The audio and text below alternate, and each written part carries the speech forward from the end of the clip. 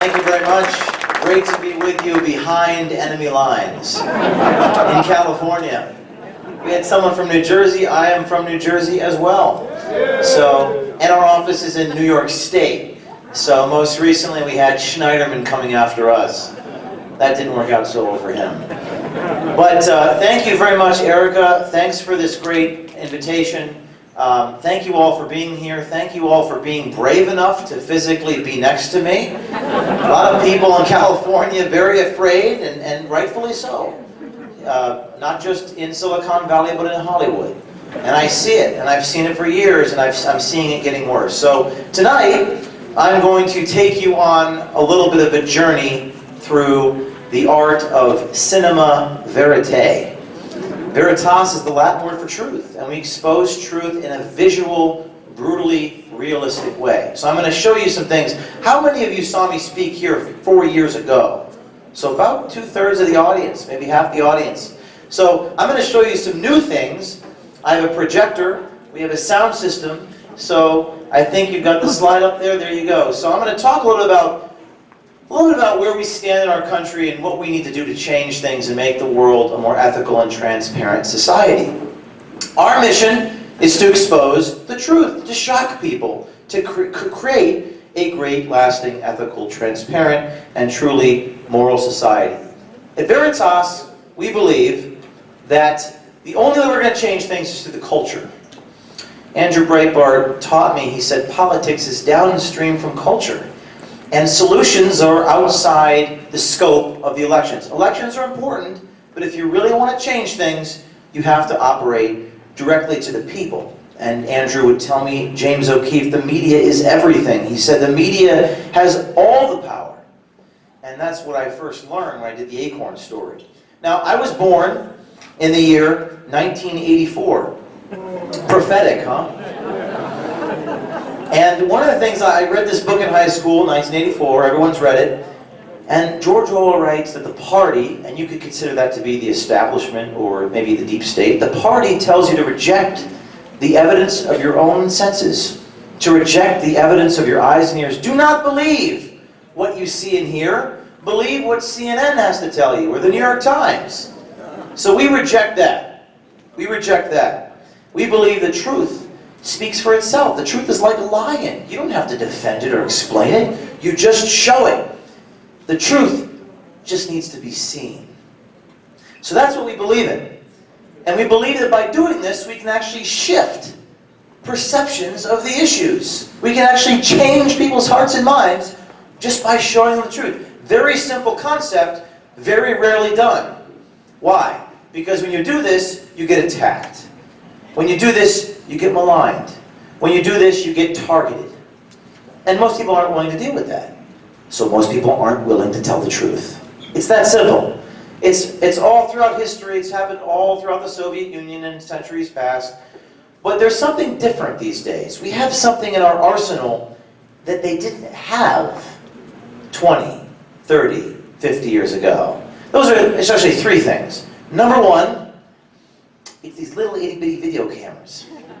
Number two, you can disseminate the footage on these cameras instantly to everyone right away. And number three is Donald Trump.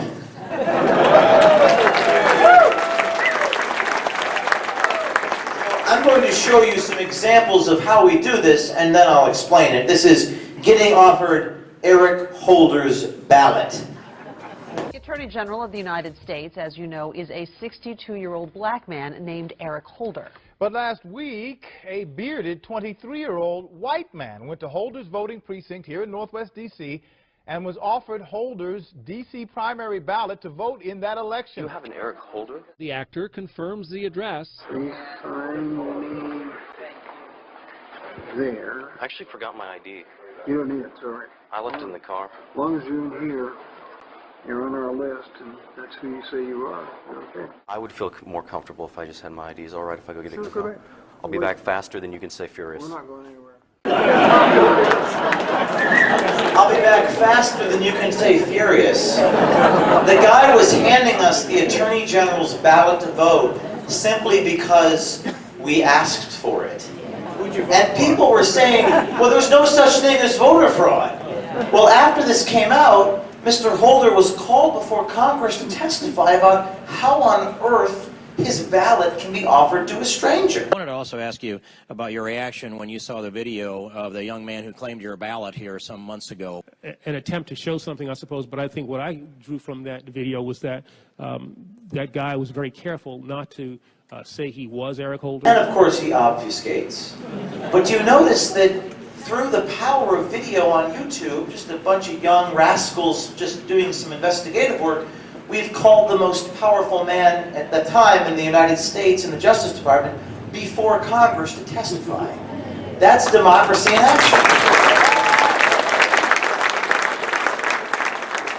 We got our start doing this little thing about Acorn. I'm going to just play a brief clip of this. This is Jon Stewart summarizing it.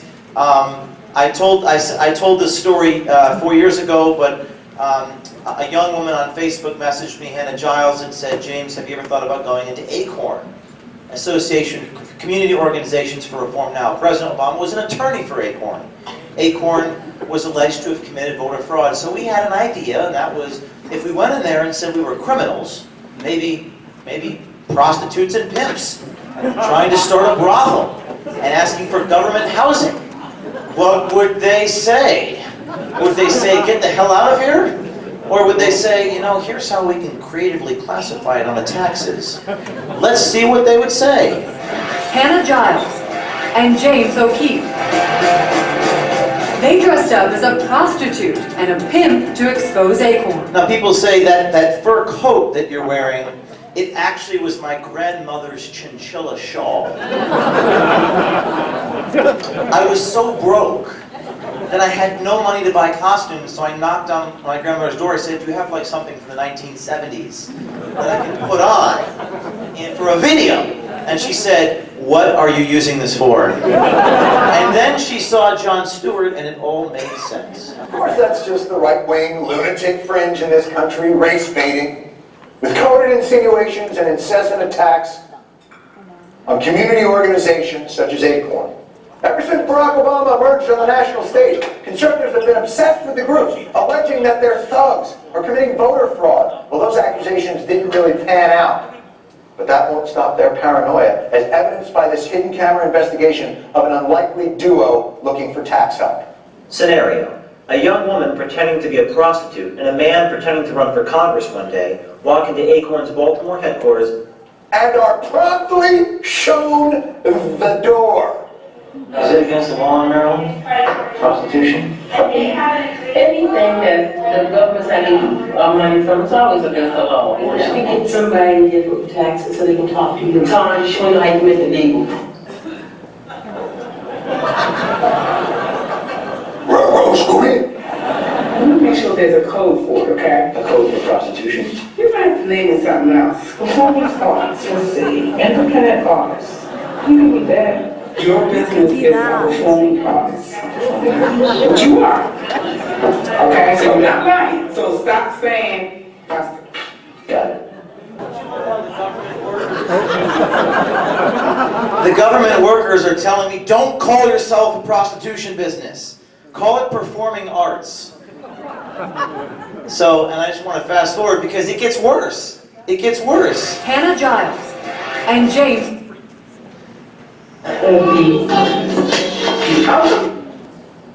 Toll booth operator. Janitorial contractor. Used vagina salesman. What's remarkable is how unfazed the Acorn people are by this question and situation. This is clearly not the first time they've been hearing this. Oh, you're a prostitute or pimp, and you'd like to work through the tax implications of said relationship. Hey, Tanya, get me Form 7D. But I'm sure Acorn has a line that they won't cross.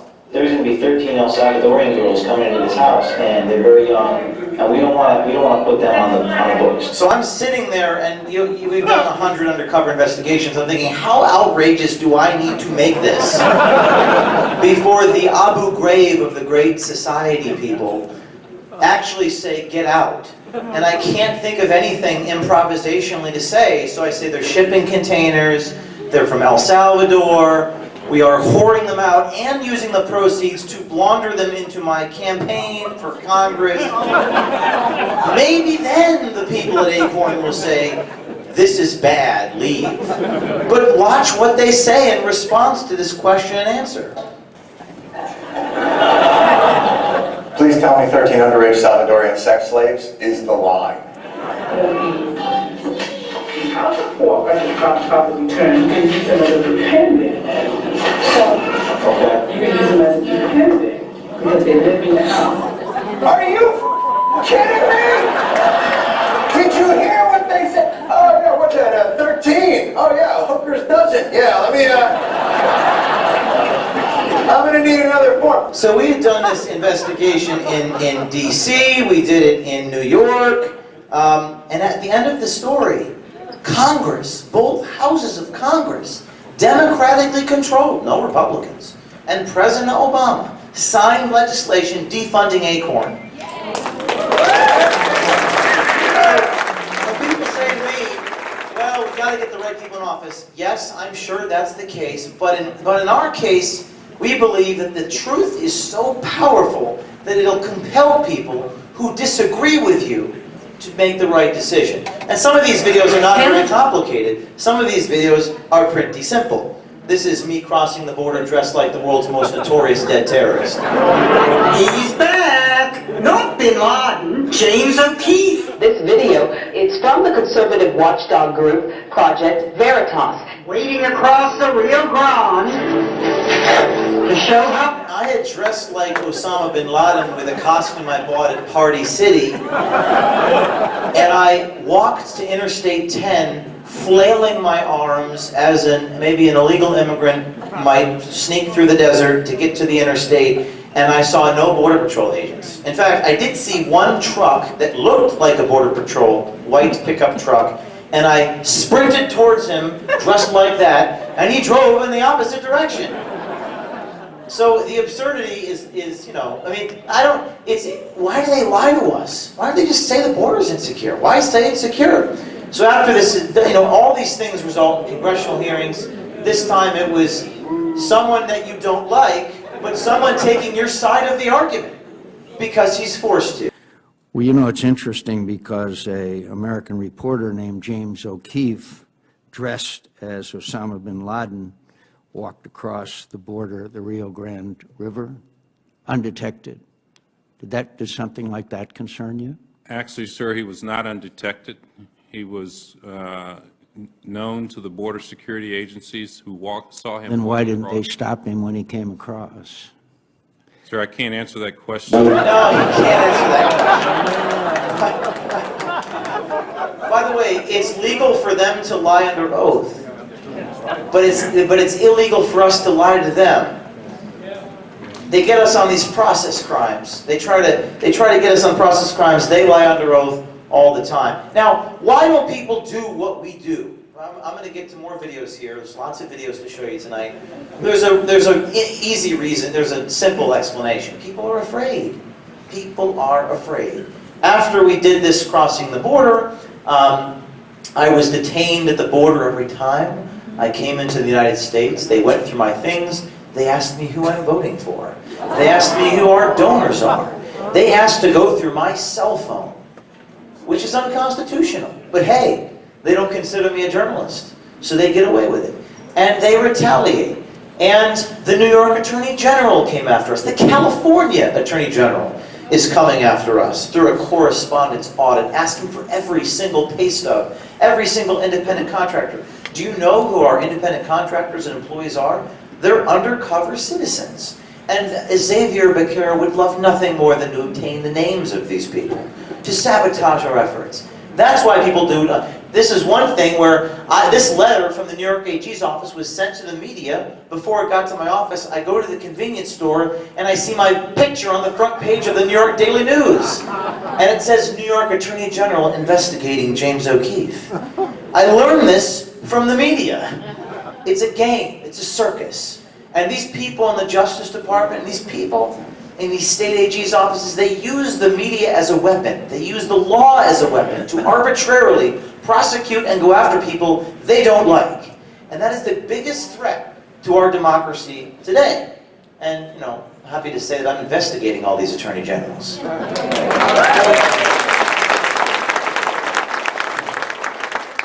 So I want to move on to in California, you guys have a public employee union pension crisis. Your unfunded liabilities are approaching $1 trillion.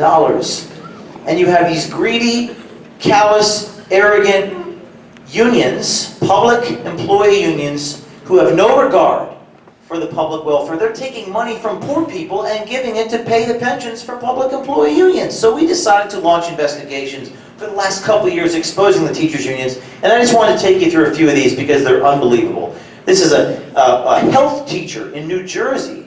A health teacher talking about doing cocaine and distributing cocaine. It's like this, like you come to my home client, you come to my room now. I have booze, I have water, I have blow at the house, like whatever anybody wants. Whatever. I didn't say that. Yeah, I didn't say that. So he's offering cocaine to young people at a student conference. So what do we do at Project Veritas? I have a very clever and twisted mind. I pretend to be, I pose as a guy who's giving an award for most respected teacher of New Jersey. A health and safety award. And I get into the school, which is no easy feat because most of these public schools are like Fort Knox. And I present the certificate of achievement to the teacher in front of the principal. And he accepts the award. My name is Bill Stern. I'm with New Star Learning, and we're here today to congratulate excellence in teaching, both in physical education and in health awareness. And we're here today to congratulate one of your teachers, Mr. Klein, for his excellence in helping you. Today, I'm here to present the New Star Learning Stay Ahead Award 2016 Excellence in Drug Abuse Awareness to Mr. Robert Klein from Howell Township Middle School. Everyone, Mr. Klein, congratulations, and thank you for setting a great example for the students from all of us at New Star Education, and thank you everyone for being here. Thank you so much.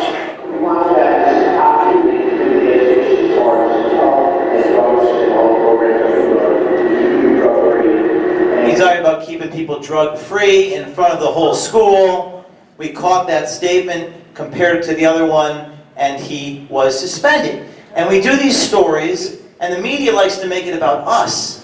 They like to make it about Project Veritas shouldn't do this. We did another one of the president of the teachers union in New York. This is some pretty graphic stuff here, but it's our tax dollars at work, telling a child abuser to keep it private. Don't tell a single soul, she says. This 20-second clip. You're just going to smile and suck it up, and you don't talk to anybody. I don't care if it's your best friend. I don't care if the phys ed teacher you went to high school with. You don't fucking tell anybody anything. It's like the mafia. She's telling a child abuser not to tell anyone about his abuse. She was suspended. And it made the front page of the New York papers. It made the front page of the New York papers, and the Democrat Inspector General called for an investigation. We did an investigation here in San Francisco of the teachers union, talking about clothes lining children and pretending like it was an accident. That's a situation no one knows about it except the kid and the teacher. Are there any witnesses? Just keep it that way. Seriously. The witnesses, it's his word against the kid. Don't fucking lie. Kids effing lie, it's your word against his. And the local media was forced to cover this. New at 11 tonight, secretly recorded video has a San Francisco educator under investigation. Tonight, the union representing all of San Francisco's educators is scrambling to explain a shocking undercover video where one of its top members admits he abused children during his days in the classroom. San Francisco teacher who is on leave but currently working for the district's teachers union now under investigation. San Francisco schools looking. So what you can see is you can actually get earned media and get coverage by the mainstream media. I think local news is probably more fair than national news, but this can actually get covered and reach the people directly. Now this is the recent one we did in New Jersey. This guy is a caricature of a union rep. If you were a Hollywood screenwriter, you could not write a character like Mr. David Perry, who quite literally says to in this undercover scenario, we're posing as a child abuser, he says, we need to bend the truth and turn the assault back onto the child. This is how the teachers union think in the state of New Jersey. But I don't want him coming here with a bunch of lies. I need to know the truth so that we can bend the truth. Dr. Perry says the teacher needs to tell him the truth so he can bend it. Okay. I'm not here to hurt anybody. I'm here to defend. No matter the worst teachers in the world, I have defended. Well, yeah, I mean, it was like a physical... It was bad? Yeah, like a physical skirmish. If he comes to me tomorrow, I'm going to date it back to the day after the incident. Okay. He was upset. He was worried. He did shake the kid. So if they said there was bruises, yeah, there was bruises where? I got to ask him where he hit him. And I said, yeah, because he was trying to put him back in the seat because he was getting physical. And he was telling, we reverse it onto the kid. We reverse it onto the child. We reverse the abuse onto the kid. People say, how did you catch this? Because these people have never been held accountable in their entire lives. I don't think they've ever been asked a difficult question. I don't think local media would dare ask them a question. And they give so much money to your politicians, especially in California, your assembly, are bought and paid for by these people. And you know what? In fairness to the union, they are probably right to take advantage of the process. It's your lawmakers who are bought and sold and paid for. They're the problem. They have the right to do the right, they can do the right thing, they choose not to. Here's another case. This is disturbing. By the way, I confront these people like Mike Wallace used to do, you know, in 60 Minutes. Dr. Perry, how do you justify having a job where you protect teachers? You were on hidden camera, sir. You were on hidden camera talking about actually chasing his little doggy around when I was confronting him. Teachers abuse students. Okay, Dr. Perry locked the door. We cannot get in. Hi. Yes. Yes. All right. I'm not going to be rude to you. He says he comes back out and talks. He was suspended and eventually fired. And then we move on to the next. These are presidents of the union. These are not low-level people. These are presidents of the teachers. This is Union City, New Jersey President Kathleen Valencia telling us about an incident where a teacher had sex with a teenage girl student, and not only was he not fired, she is protecting his pension. This file, right here, this huge file. Oh boy. This file right here is from a teacher who had sex with a student. Okay? They're not going to jail. You know what this whole file is about? It's about whether or not they get to keep their pension. Okay. Sex with a teenage girl. Oh yeah. Is he going to jail? How come? Because the child's on pressing charges. Wouldn't you love to know what name is in that document that she's holding? What teacher is currently teaching that did that? You'd think the media would be interested, would they? But they're not. And the only way to make them interested is put pressure. This president was fired from the teacher. I mean, how many people do we have to catch? And if you're I know we were in Silicon Valley, I assume we have some engineers in the audience. You know what a confidence interval is. I mean, I'm doing 0.1% of the people, and they're all getting fired for abuse and fraud. We should be thanking Project Veritas. And they did have a hearing in New Jersey, and the Democrat governor and the Democrat state Senate president both said that these videos were outrageous and awful. And that's the future. So the problem, of course, you're all probably thinking is, well, why can't I see these on CNN, and why aren't they covering them more, and how can we get the message out? And you know what, that's a good point. The media is the problem. The media is broken, and the media has all the power. In fact, I would argue the media has more power than all three branches of government, because we don't know what's going on unless we're informed. So we decided to investigate the media. Now, before we get to that, there was a time, before I was born, when media was maybe more trusted, a little bit. There was, I guess, a modicum of decency and integrity, at least it was the perception. And people used to do what I do back in the day. People used to go undercover. There was a man named Günter Wallraff from Germany who went undercover even into the media. And nobody does it anymore. Gunther Wallerwood said, my job is to deceive in order not to be deceived, to break the rules of the game in order to disclose the secret rules of power. Gunther said, the entire job of a journalist is to break through the palace guard, to expose the truth. And if you go back to Chicago in the 1960s and 70s, they used to actually do the undercover reporting. When's the last time you ever saw a TV station or a newspaper actually expose Medicaid fraud, Social Security fraud, pension fraud? It's unthinkable. It's unthinkable. It's unthinkable, but they used to do it all the time. The Chicago Sun-Times did a big story about abuses in the Mirage. In the book American Pravda, which I'm signing today, I write about these stories. But something happened. What happened? What changed? Why did people stop doing investigative journalism? I argue three things. Greed, focus on profits instead of doing good. Laziness, most journalists just want to do the basic bottom thing. And a fear. Fear is probably the biggest factor. And one of the reasons is there's a symbiotic relationship between those in power and a reciprocity of interest, an economic necessity. So if you look at history, and I call the book American Pravda on this book tour because the difference between the Soviet Union's Pravda, which is the Russian newspaper, and the New York Times, is that people in the Soviet Union knew they were being deceived. They participated in the lie. Maybe they privately joked about it. If you read the Gulag Archipelago, Solzhenitsyn talks about it.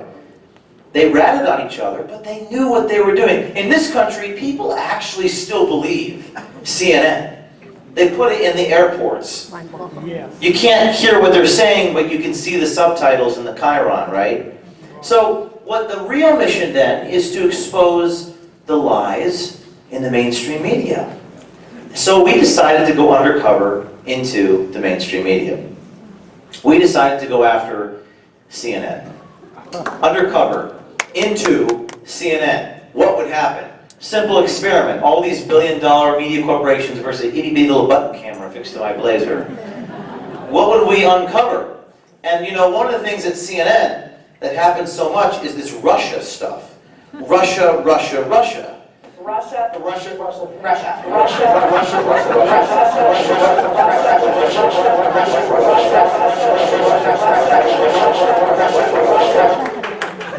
They have mentioned Russia something like 100,000 times. Russia. So what is going on with this Russia thing? Is there anything there? So we decided to go undercover, build a relationship with the senior producer in Atlanta, and see what he had to say about the Russia investigation. Then why is CNN constantly like Russia this, Russia that? Because it's ratings. Because it's ratings? Our ratings are incredible right now. Which the CEO of CNN said in our internal meeting, he said, good job everybody covering the climate accords, but we're done with it, let's get back to Russia. But honestly, you think the whole Russia shit is just like bullshit? Could be bullshit. I mean, it's mostly bullshit right now. Like, we don't have any big giant proof. I just feel like they don't really have it, but they want to keep digging. Mm-hmm. And so I think the president is probably right to say, like, look, you are witch hunting. The president is right to say you're witch hunting me, says a senior producer at CNN. Why don't they say this in public? Why don't they say it in public? I love this headline, the most busted name in news. So CNN responds to this investigation. They say, we stand by our producer, John Bonifield. Diversity of personal opinion is what makes CNN strong. Diversity of opinion? Your producer says the Russia stuff is nonsense. But then they say, well, he's just an Atlanta producer. He doesn't know anything about politics. Okay. You ever heard of the name Van Jones? Yeah. Oh, does Van Jones not know something about politics? Let's talk about Van Jones and see what he has to say about CNN's coverage of the Russia investigation. Hey, man. We met in Palm Springs a few years back. Good to see you, man. You good? Yeah. How you been? What are you doing? Good. What do you think's going to happen this week? I mean, with the whole Russia thing. The Russia thing is just a big nothing burger. Really? Yeah. You don't think that, there's nothing there you can do. Russia thing's just a big nothing burger. This has actually entered the public lexicon. And to my shock, when I was at one of these airports, I look up and I see O'Keefe video hoax. I mean, you don't even hear what they're saying. Let's listen to what they're saying when Van Jones is asked about this video. I mean, the video's not a hoax, I can tell you that much. It was like a 20-second thing. We walked up to him, asked him a question, and walked away. This guy is a hoaxer, he's a fraudster, he's been convicted, he's paid fines, he has to apologize, he's a scumbag, and he does this stuff all the time. So when on the tape you say that the Russia investigation was a big nothing burger, what do you mean? Oh. I thought they were going to say the video was a hoax. But Cooper says, no, but what are you trying to say here? And he wasn't expecting it. Meant for progressives to keep jumping up and down about this doesn't make a lot of sense. The worst thing isn't that the guy did the little hoaxer thing. This guy's a hoaxer, he's a fraudster. The worst thing is the Trump White House then elevated it. Yeah, they're not a fan of that. They weren't a fan of Sarah Huckabee Sanders using the video, and they did, and that forced all the journalists to report this. But no one's ever held the media accountable before in a direct way. And it's critical. Andrew Breitbart taught me this, that you have to expose them personally, and their lies, and what they say. And of course they say the videos are selectively edited. Listen, if you're still falling for selectively edited videotape in 2017, you have not been paying attention. What does that even mean, selectively edited video? All journalism is selectively edited. All words are arranged into sentences, but video doesn't lie. Now, one of the most amazing things about the internet is the memes. And you couldn't pay people on Madison Avenue to come up with the memes. In the chapter in American Pravda, we talk about Reddit and how these guys sort of collectively put their creative mind trust together and create these incredible memes. That's one of my favorites.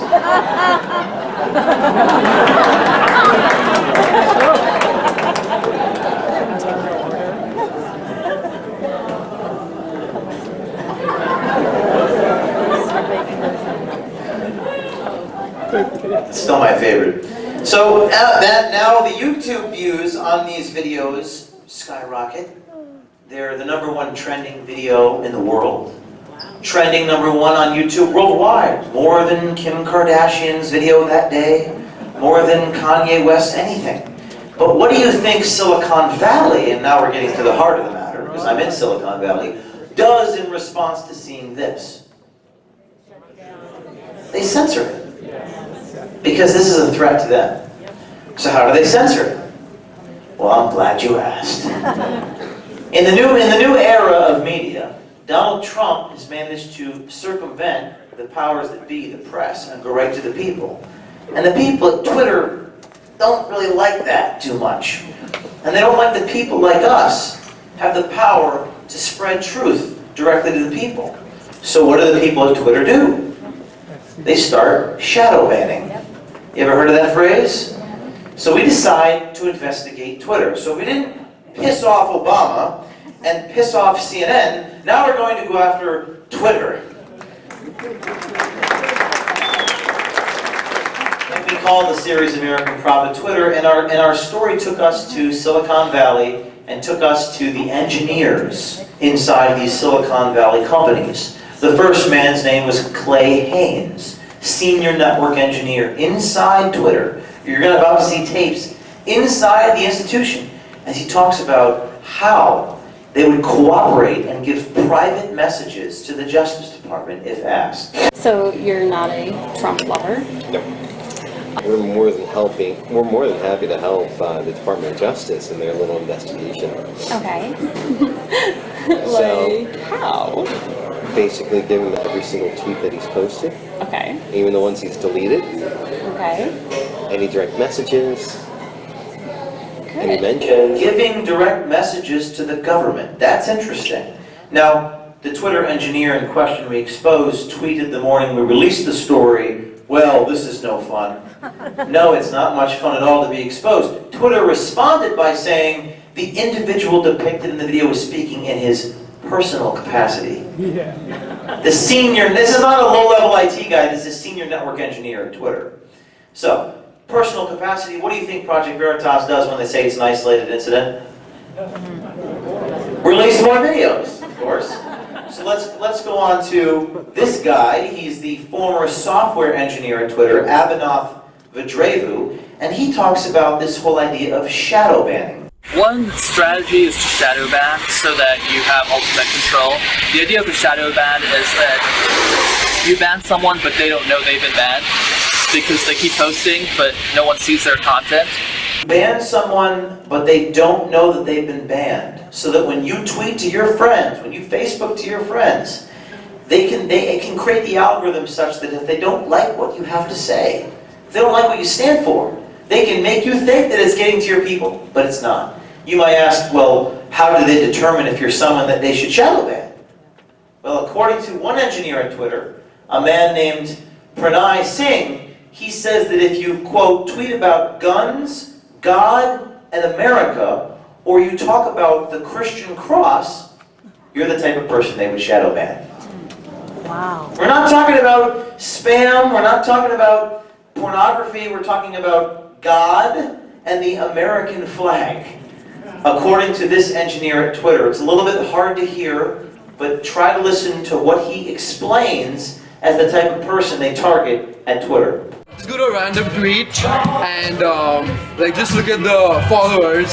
It'll all be like guns, God, America, like I mean the American flag and like the cross. Yeah, no one really cares. Like who says that? Who talks like that? It's for sure a bot. It's for sure a bot. So all the people on Twitter they're calling bots are people tweeting about God? Those are Russian bots? And the engineer goes on to talk about how they create weights and measures to assign value to certain things, words you tweet. This is how it works at Twitter. And finally, there's this guy who's responsible for actually managing the content at Twitter, who talks about it's discretionary, how they can ban pro-Trump tweets and messages. Let's say it was a pro-Trump thing, and I am anti-Trump. I was like, oh, I banned this whole account. It'll go to you.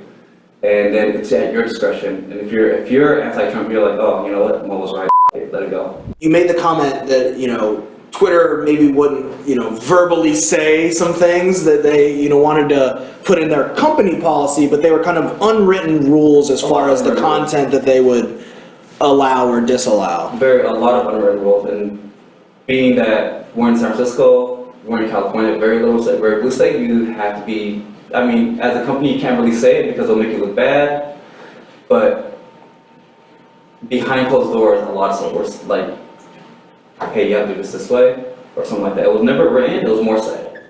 So it was never written, it was more said. The unwritten code of Silicon Valley. The things they do behind closed doors.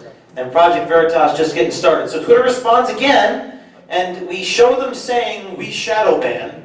So what does Twitter say? We don't do that. It's funny how they always say the opposite of what they're doing. We don't shadow ban, we do take actions to downrank accounts. And what does the media do? Well, the media just reports what Twitter says and says, well, Twitter says they don't do this. That's what they consider to be journalism. They just report what the spokesperson says. So we release yet another tape, and this time it gets really kind of perverted. The Twitter engineers talk about, this is pretty graphic stuff here, but how they go through your private messages, and I don't do this, but some people, I guess, send sext messages to each other, and they browse them voyeuristically. I've seen way more penises than I've ever wanted to see in my life. On DM messages? DMs, tweets, yes. Penises? Lots of dicks. That's kind of scary that that stuff is stored, you know what I mean? Yep. Yeah. Like, you know, and that could... By the way, people say, how do they not recognize you, James, when you're undercover? I had a wig that made me look like a combination of Justin Bieber and Elton John. And he didn't, and he looked at me. This guy looked at me across the table at Morton's in San Francisco, and I thought he recognized me. I thought he was, "Are you James O'Keefe?" But he looked at me and he said, "You look like Doogie Howser." So, you know, people, you'd be surprised. People just don't think that they're being secretly recorded. They don't suspect. They can't imagine that the person sitting across from them is conducting an investigation. And also credit to our undercover reporters who built this guy's trust over time. That could be shared. I mean, do you have access to DMs at Twitter? Oh, I do, yeah. Okay. So when people have access to this stuff, they can leak it. It happens. Oh yeah. And it's a genie out of the bottle kind of thing after that point. Yeah. You know, sure I could fire them. Heck, I could probably even sue them in some cases. Yeah.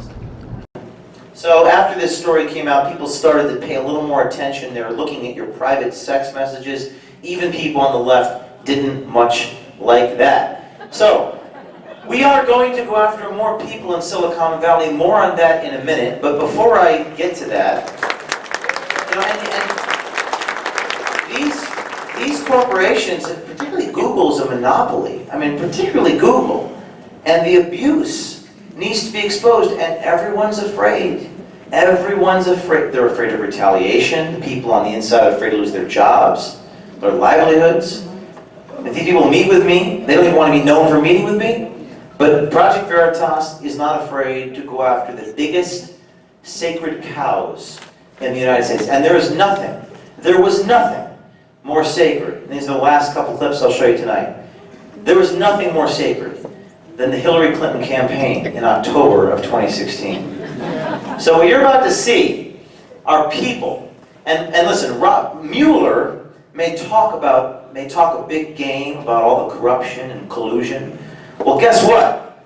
We caught people on tape talking about laundering money from the DNC through subgroups to incite violence at Trump rallies and commit voter fraud. And this is a little reel for you to watch.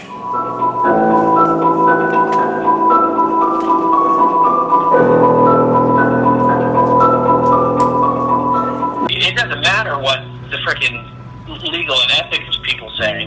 We need to win this motherfucker. If you're there and you're protesting and you do these actions, you will be attacked at Trump rallies. That's what we know. There's a script. Okay. There's a script of engagement. Sometimes the crazies bite and sometimes the crazies don't bite. Hillary is aware of all the work that you guys do, I hope. The campaign is fully enemies. And then they tell Hillary what's going on. Well, I mean, Hillary knows through the chain of command. Yeah. I mean, we're saying Hillary knows through the chain of command if they're inciting this violence at Trump rallies. The campaign pays DNC. DNC pays Democracy Partners. Democracy Partners pays the Fogel Group. The Fogel Group goes and executes the shit on the ground. Fogel explains they launder the money from the campaign to the DNC, the Democracy Partners, and then they go incite the violence. It couldn't be more clear. It's on videotape. And both of the people you see here were fired by Don Brazil at the DNC. I'm not suggesting we wait around. We need to start this shit right away.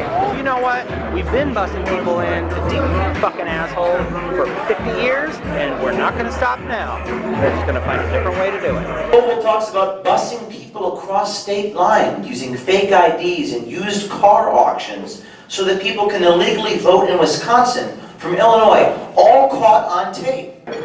In the end, it was the candidate, Hillary Clinton, the future president of the United States, who wanted ducks on the ground. So by God, we will give ducks on the ground. Oh, so it's, wow. Don't repeat that to anybody. Don't repeat that to anybody. It was all Hillary's idea, don't tell anyone. So this video got viewed by 50 million people. And it was mentioned in the debates. Trump brought it up. Trump brought up the journalism in the debate with Hillary. Notice Hillary's body language when he brought up the tapes. I have a feeling how they came. I believe it was her campaign that did it. Just like if you look at what came out today on the clips, where I was wondering what happened with my rally in Chicago and other rallies where we had such violence. She's the one in Obama that caused the violence.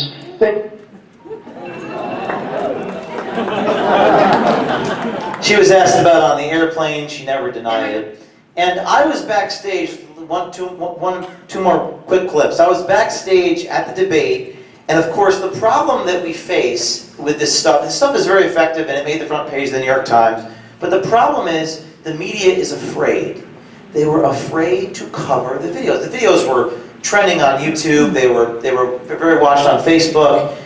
Tens of millions of views. But the corporations were afraid to report. This is October 17th, 2016. Do you know why? The news corporations were afraid to report the smoking gun evidence on Hillary? Take a guess.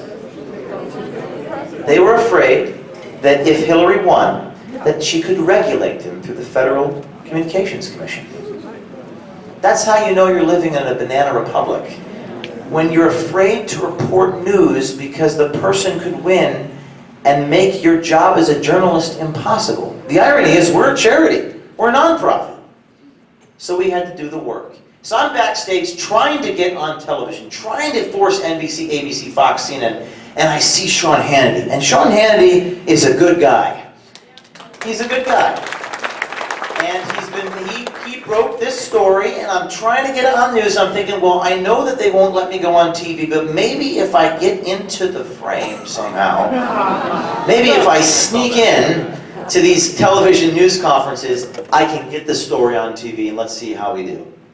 Let me ask you this, because I think this is important. We had 2 tapes now come out. I just saw James O'Keefe in the crowd here a moment ago.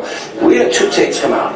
One shows that money coming directly from the Clinton campaign, funneled through the DNC, funneled through democracy, whatever, right into the hands of agitators fomenting violence, going back as far as Chicago against your father, and a huge, massive voter fraud scheme that they put in the works. This, to me, really hasn't even resonated with the American people. No, it hasn't. It has to get out there. And that's part of what he was talking about today. Okay, we'll accept a fair result, but we're not going to accept them when they say, we've been doing this for 50 years. We've been busting. We don't play by the rules. The rules only apply to conservatives, apparently. Or maybe we're the only ones with the morals to be able to actually comply by that. You know, this stuff's coming out. This isn't pretend. This is undercover video. That's James O'Keefe right over there that did the video. He did a great job, and I think he's doing the American people a great service by highlighting this, because everyone thinks, yes. So that is one way to get on television.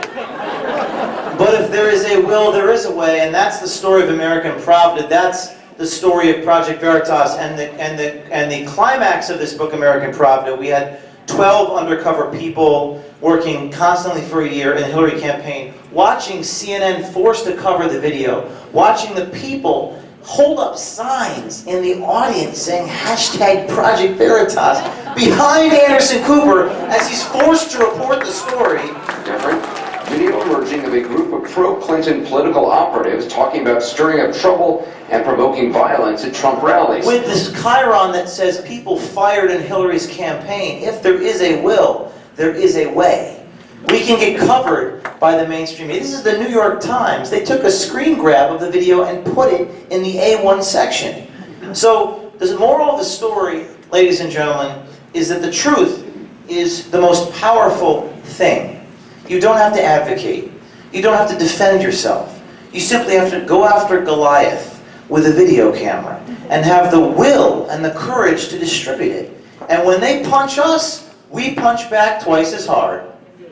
So, with that being said, Project Veritas is looking for tips. We're looking for sources. I am in California. I am in Silicon Valley. I welcome people to come forward to work with us. You don't have to be an undercover reporter, but you may know where the bodies are buried in these tech companies. Maybe you're afraid to meet with us. Maybe you don't have to. You just got to tell me where to look. And people are waking up. People are coming forward. So I would request that you send us a tip. Send us an email. How can you help? You can help by sending us an email. And I've met people here today. I met 1 or 2 people that are already doing it. Tell us what to expose. Contribute. Because the only way we're going to take on the system is to work together. The citizens have to do the job. We have to do the work. We can't expect government to do it. We can't expect politicians to do it. It will be the common man, the citizens of this country. So pick up a copy of American Pravda. I'll be happy to sign it afterwards. Thank you everyone for having me. And we'll take some questions. I think there was a question that kind of popped up in other venues today, and that's the young people. Talk about the enthusiasm or the apprehension, or how are young people taking this? How are young people taking this sort of work? I think young people are very enthusiastic and willing and courageous. And I've seen like Charlie Kirk's group, Turning Points, and people like Candace Owens and others are stepping forward. I don't think they're afraid at all.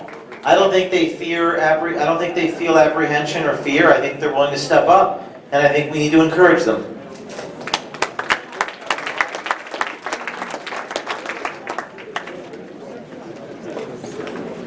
So I don't know if you would know this, but the question is, does Twitter censor Trump's tweets? A lot of T's there. You know, when it comes to Trump in particular, I mean, I showed you a video today where the engineer talked about giving his private DMs to the Justice Department, which Twitter denied doing. I think Twitter probably doesn't. He's the one they probably don't censor because I think they're afraid of the blowback. But what they do censor are the replies to his tweets and the order, the sequencing order of those replies. And if you look at a Trump tweet, he'll have thousands of replies. I don't know if you could disclose this, but the question is, 2 words. Who's next? 1 word, classified. Don't want to steal your thunder right here. Just do that.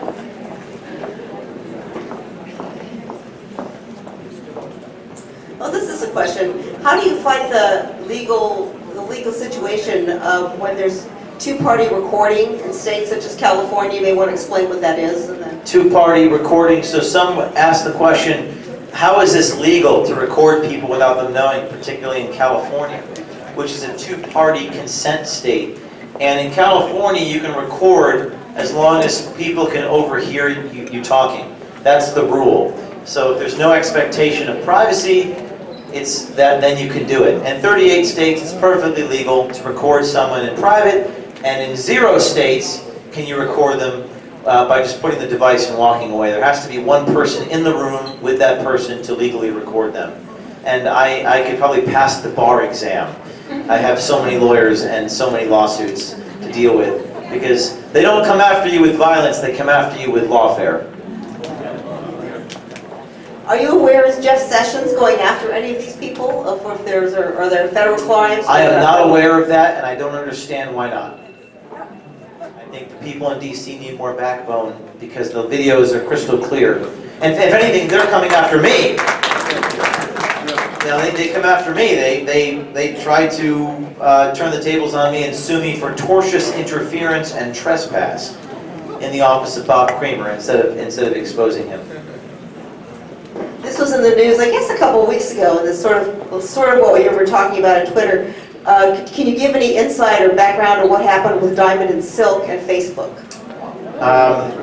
Well, I think they're facing some of the same issues. They're facing shadow banning and censoring, and I don't know if you've seen the video of Shadow and Silk in Congress going after that congressman. You have to watch this video. It was extraordinary.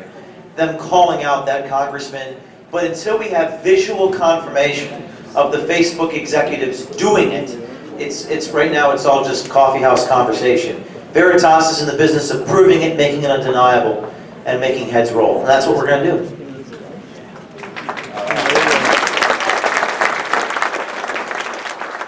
Well, I already disclosed your Lucky Charms story, but this question is if you could maybe condense it. But what is your family and childhood story that led you to this work? Were you always conservative? Were you always a wise-ass kid? I don't know. What's that? I'm actually kind of an introverted guy. I was a thespian in high school, like a stage, dancer and singer. But when I got to college at Rutgers, the public school university in New Jersey, I experienced a political and cultural awakening because my professors were so bad and so far to the left. They weren't just Marxists. They were Stalinists. And you don't have to be a historian to just, how could you support that murderous dictator?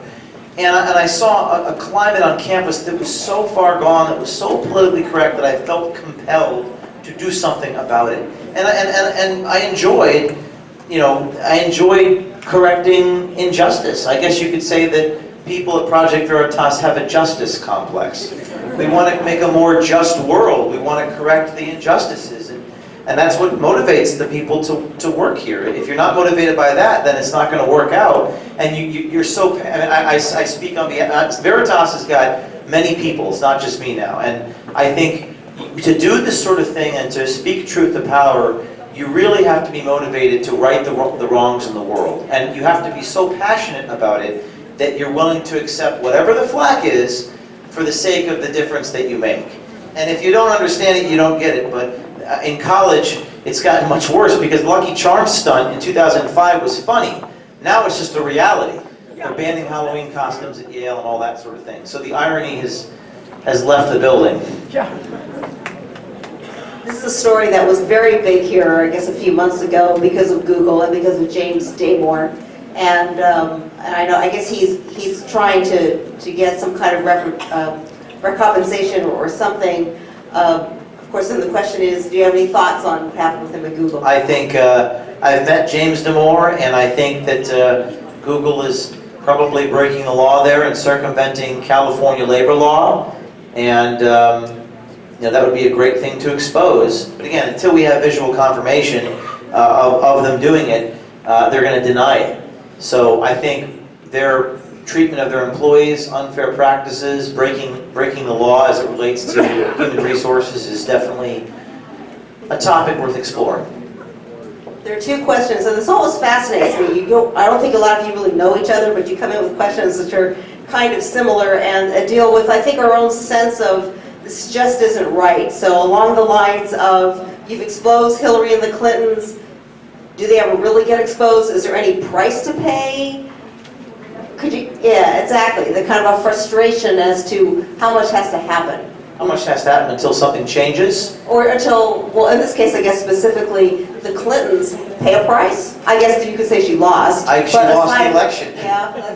That was a pretty profound and amazing moment in our country's history. And I think the real price is the media lost their collective minds.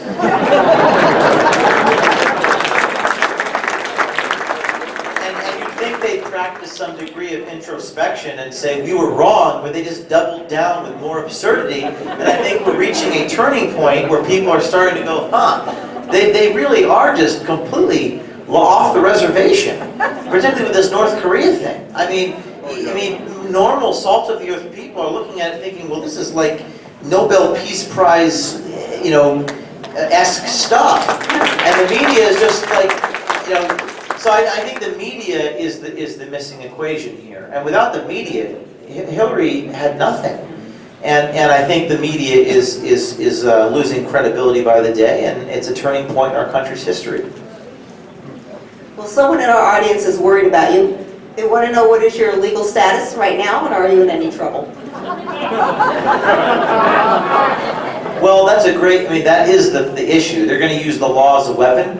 My legal status, I've been jailed, I've been incarcerated, I've been sued, I've been falsely accused, I've been defamed. We at Project Veritas have been through a lot of legal jeopardy. We have some 12 civil actions against us. All those people, those teachers and those union people who were fired, many of them are suing me, frivolously. So Bob Creamer of Democracy Partners is suing me for trespass and tortious interference. So we go through a lot of legal issues. Xavier Becerra, California Attorney General, issued a full correspondence audit. New York Attorney General is doing another type of audit. So the government can use their big thumb to just squash dissidents and whistleblowers. But the solution is to create an army of guerrilla journalists. And they won't be able to stop us all. They can stop one man. They can stop me.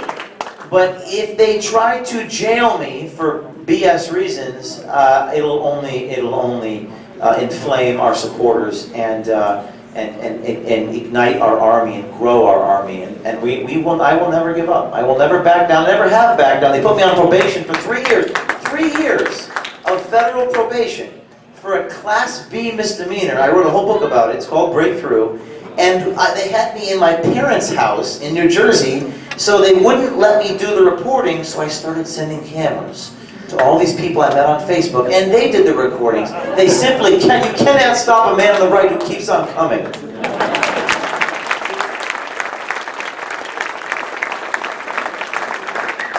Well, here's a question I think you got in the reception earlier, but for the benefit of everyone, since we are on the list, and if you were here last month, you had heard Joel mention this, Southern Poverty Law Center. something that we've been banned, by the way. Liberty Forum, we're on their bad list. Good job, badge of honor. Any thoughts on going after them? I know Southern Poverty Law Center, I asked this question before. They apparently got hundreds of millions of dollars under management. Money doesn't solve the problems, though. I mean, money helps pay the legal bills, and you can't save the world unless you can pay the rent. But we've got something on our side that groups like that don't. We have the truth on our side. So I think they're ankle biters. I think they throw words at people and call people names. But at the end of the day, that's just not as powerful and effective as Project Veritas and the work that we're doing. And they will lose in the same way that rock beats scissors. A builder can build faster than a destroyer can destroy. Let's do a couple more, because I know there's people who want to buy and sign books. This is a great question, it comes up a lot. Are there conservative companies the equivalent of Twitter and Facebook? There are some competitors to Twitter. I can't remember the name. Gab, thank you, Gab. Andrew Torba, I believe, the CEO of Gab, is a competitor to Twitter. These companies are so, I mean, I don't have to tell you guys, they're so powerful. They can buy up the competition. They're Netflix is not just some website with a bunch of videos. It's a very highly technical and sophisticated platform with engineers who built up this way of controlling the marketplace. Facebook, Twitter, all these companies, they're very hard to compete with. And I heard Sheryl Sandberg calling Facebook not a media company. Again, all people, 75% of ads are run through these platforms, so they have become very powerful institutions, and everyone is afraid to do anything about it. So we view it as our place. One of the reasons I'm here in Silicon Valley today and tomorrow is to tell you all that we're doing something about it. And I can't tell you what, but stay tuned. Maybe one more. You mentioned CNN and the airports, and who controls that? Who makes those decisions about? There's some type of contract with the airports regarding CNN. I'm not exactly sure the status, but I always think that it's very much like the Soviet Pravda. You get your bags and you look up and you see this ridiculous chyron, O'Keefe video a hoax. For 2 weeks it said that the comment Trump made in the Oval Office, he cursed. He just had the word up there for 2 weeks. So it's propaganda, and I think my job is to make sure people see it as propaganda, whether they show it in the airports or not. They shouldn't show it, but I don't know the status of that. Well, I'm certainly inspired. Thank you so much for coming. Thank you very much. Thank you all.